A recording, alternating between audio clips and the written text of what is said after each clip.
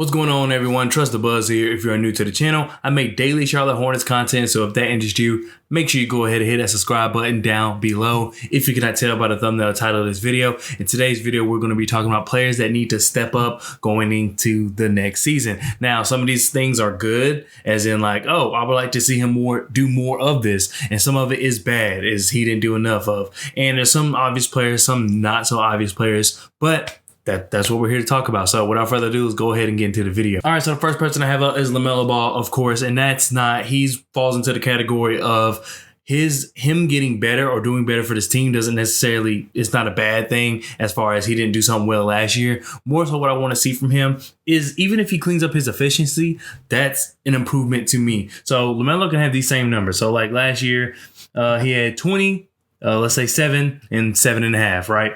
Fine, great. But then he shot 43% from the field, 39% from three, and 87% from the free throw line. Perfectly fine.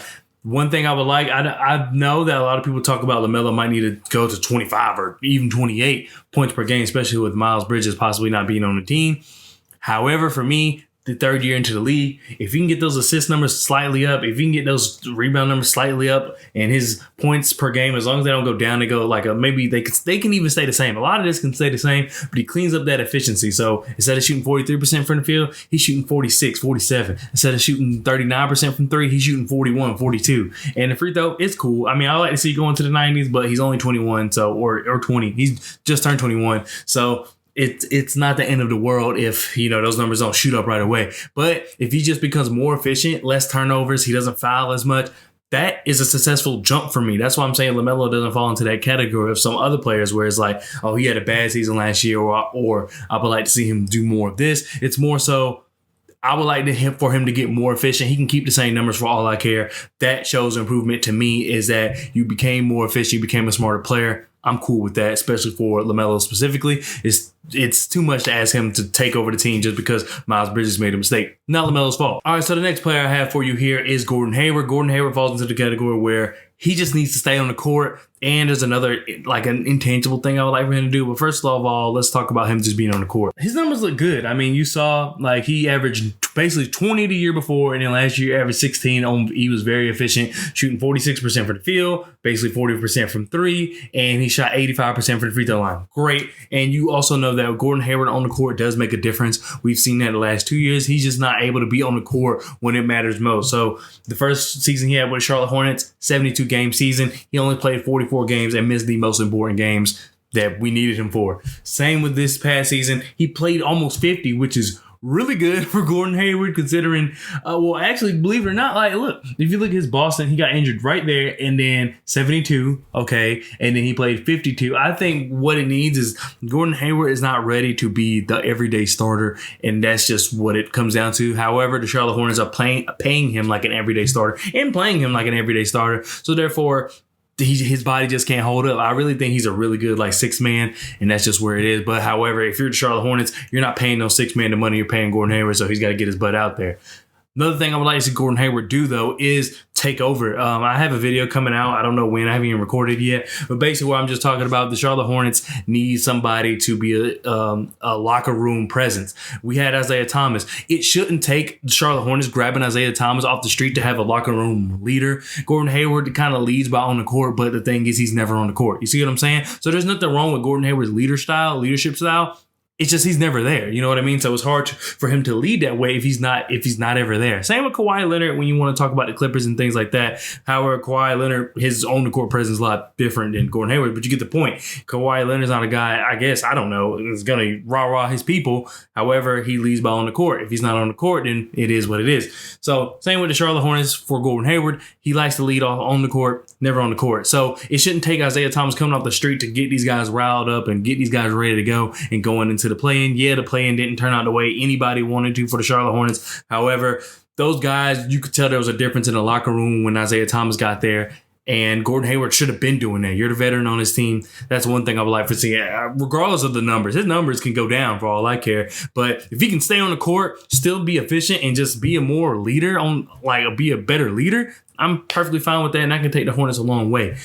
Next, we're at one of my guys, Terry Rozier. I love some Terry Rozier. I think he's a very underrated player. Terry Rozier is one of those guys where he affects the game in so many ways when you're watching the Charlotte Hornets that you don't realize that he's averaging 20 like the last 2 seasons. I think last year, well, 2 years ago at this point, the 2020-2021 season, you could tell like, oh, Terry Rozier's got 20, Terry Rozier's got 30. But this past season, especially with him struggling at first the way he did, Terry Rozier, you would look at the stats at the end of the game. You would watch the game and be like, oh, Terry Rozier, he was good. He got some rebounds. He got some clutch. He made some clutch shots, made some good passes. Then you look at the stat sheet at the end of the game. It's like, wow, he had 25. Terry Rozier is that kind of player, at least last year. I would like to see more of that this year. I mean, he doesn't need to necessarily jump off, the screen for me. I just think that a lot is going to be asked of him. So it's not saying he did anything wrong. He was played like a catch and shoot role last year. But we know he can shot create. The catch and shoot thing is working for him because you see it's been his best,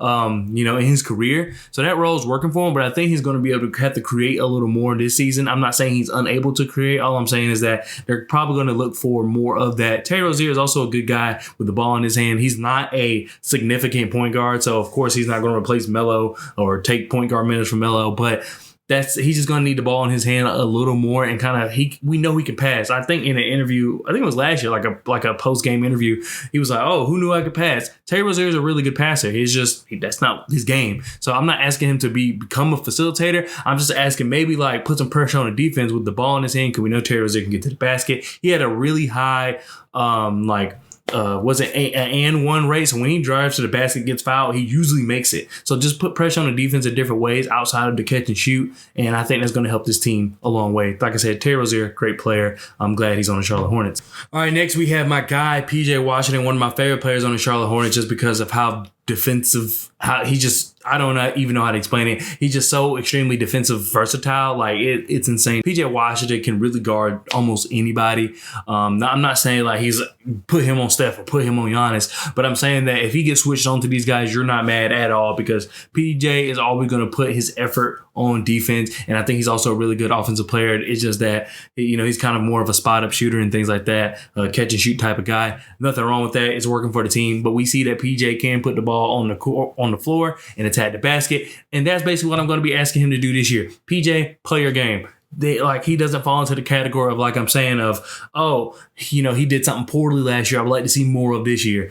No, it's not that. It's just PJ, play your game. We know you have a game where you can put the ball on the floor. We know you have a game where you could not necessarily be a ball handler, but the game can go through you. We've seen games where PJ dropped 40. We've seen games where PJ dropped 30. Like his first game as a Charlotte Hornet, he was going crazy. So we know PJ has a lot to his game that he's not able to show offensively, and I hope that this year he gets that chance. I hope Steve Clifford puts PJ in a position to be successful. I can see PJ specifically on this team, the way it's currently, composed. I can see PJ dropping 16, 17 a game. It's not outside of his realm and also providing really good defense. He's probably the second best perimeter defender, which Martin would be my, first perimeter defender on the team. And we can kind of get into Martin because I do want to talk about him too. All right, Cody Martin is another guy. Cody Martin, what I like about Cody Martin is, like I said, he's the best perimeter defender on the team as of right now, in my opinion. You can have a different opinion. It's perfectly fine. That's the whole point of the channel. He got paid. And I'm not saying that he did something bad last year. His offense wasn't, the best, but he provided a spark. There was a game where it was Ish Smith and Cody Martin who beat the Brooklyn Nets. So it's crazy how effective he can be, how much of a pest he can be on defense.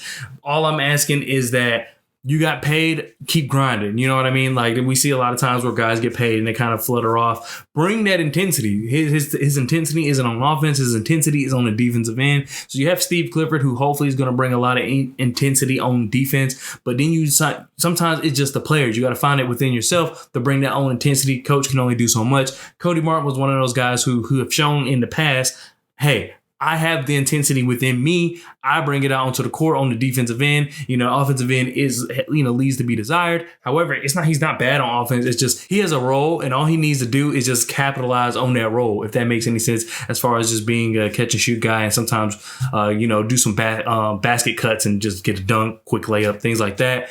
But on defense is where he brings it. So now that you got paid, continue to just get better on defense, continue doing what you're doing. And this last guy I would like to talk about is Kelly Oubre. I could have went Mason Plumlee here, but I don't know. I mean, there's not much to tell Mason Plumlee. Like, you can't tell him to get better and things like that. So we'll just leave that out. So we'll go with Kelly Oubre just because he started the season on fire. Then after The All-Star break, he withered down a lot. His shooting splits were not good after the All-Star break, but I think a lot of that is because they're pushing for that play-in spot. They're pushing to keep it. They got lazy for a period after the All-Star break where they started losing a lot of games, and then they were trying to push their way back in.